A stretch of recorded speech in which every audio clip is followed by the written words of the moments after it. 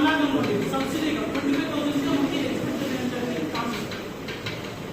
Okay, అలా number of opportunities ఉంటాయి. ఒక స్టార్ట్అప్ ఇండియా ఈ సెక్టర్ మాత్రం ఖచ్చితంగా ఉండాలి. ఈ ప్రాసెస్ అంతా సపరేట్ ఒక ఆర్గనైజేషన్ ఉంటుంది, ఒక బాడీ ఉంటుంది. స్టార్ట్అప్ ఇండియా పోర్టల్లో మనం రిజిస్టర్ చేసుకోవాలి. మన జిఎస్టీ సర్టిఫికేట్, మన కంపెనీ ప్యాన్, మన సర్టిఫికేట్ ఆఫ్ ఇన్కార్పొరేషన్ ఇవన్నీ మనం చూసి అప్పుడు వీళ్ళు certificate of startup India certificate చాలా ఇంపార్టెంట్. అంటే కొన్ని టెండర్స్ ఉన్నాయి, మీకు అందరూ చూపించాను.